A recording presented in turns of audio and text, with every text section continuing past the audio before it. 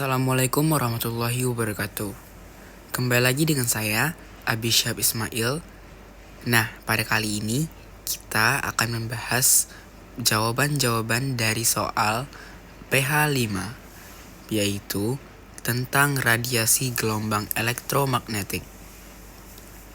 Pada kali ini kita akan menjabarkan solusi untuk 5 nomor yang tertera pada penilaian harian bab 5 yang telah diberikan oleh guru pengampu fisika, yaitu Pak Pandapotan Harahap. Okay, for the first question, saya akan menjelaskan nomor 1 dan nomor 3. Nah, pada soal pertama tentang Qur'anofisika. Soal menyatakan bahwa carilah ayat Al-Quran terkait gelombang elektromagnetik dan jelaskan. Saya di sini mendapatkan jawaban bahwa tentang gelombang elektromagnetik terdapat dalam Quran pada Quran surah An-Nur surah ke-24 ayat 35 yang berbunyi, Bismillahirrahmanirrahim. Allahu nurus samawati wal ard mas'alu nurihi kamishkatin fiha misbah al-misbahu fi zujajah az-zujajatu ka'annaha kaukabun duriyyu yuqadu min syajaratin mubarakatin zaitunatin la syarqiyyati wala gharbiyyati yakadu zaituha walau lam tamsashu nar nurun ala nur yahdillahu linurihi man yasha wa yadribullahul amthala linnas wallahu bikulli syai'in alim. Yang berarti Allah pemberi cahaya kepada langit dan bumi. Perumpamaan cahayanya seperti sebuah lubang yang tidak tembus, yang di dalamnya ada pelita besar.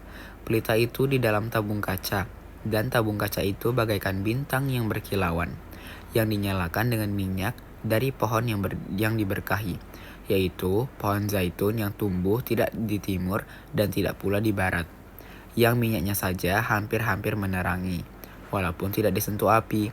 Cahaya di atas cahaya berlapis-lapis. Allah memberi petunjuk kepada cahayanya bagi orang yang Dia kehendaki. Dan Allah membuat perumpamaan-perumpamaan bagi manusia. Dan Allah Maha mengetahui segala sesuatu. Quran Surah An-Nur, Surah ke-24 ayat 35. Nah, saya akan menjelaskan tentang kaitan Quran Surah An-Nur ayat 35 ini dengan gelombang elektromagnetik. Oke, surah An-Nur ayat 35 menggambarkan cahaya Allah sebagai simbol dari petunjuk ilahi yang sempurna.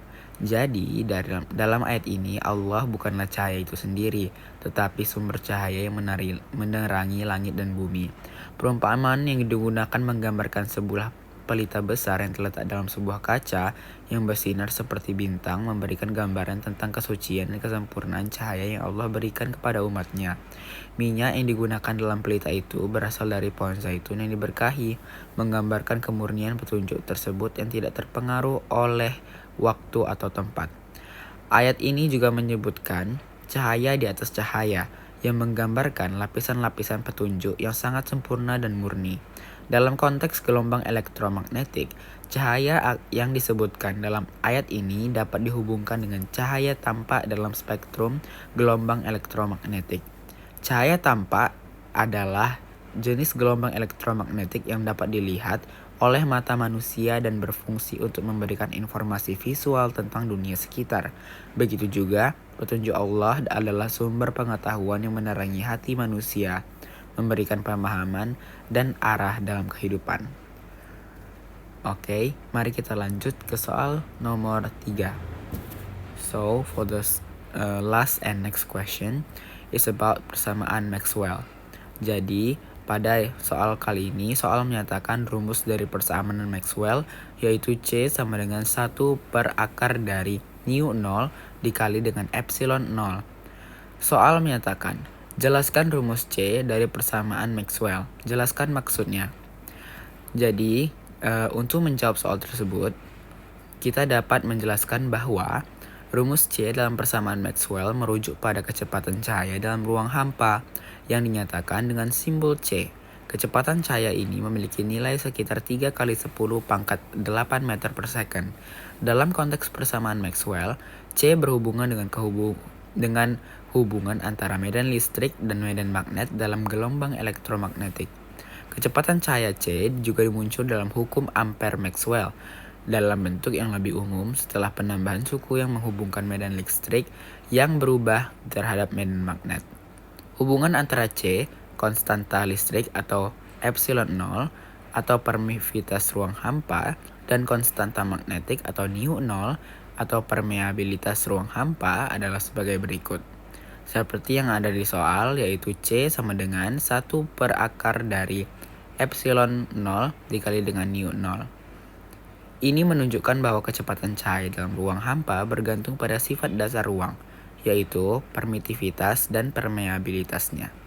Maksud dari rumus ini, jadi C adalah kecepatan gelombang elektromagnetik atau termasuk cahaya yang bergerak melalui ruang hampa. Terus, rumus ini juga menunjukkan bahwa C tidak hanya terbatas pada cahaya, tetapi juga menggambarkan kecepatan gelombang elektromagnetik lainnya, seperti gelombang radio, mikro, dan juga pada sinar X. Hubungan antara C, epsilon 0, dan nu 0 juga menekankan bahwa medan listrik dan medan magnet saling terkait dan keduanya terikat oleh konstanta-konstanta alam ini. Dengan kata lain, kecepatan cahaya C mengungkapkan betapa cepatnya gelombang elektromagnetik merambat dalam ruang bebas.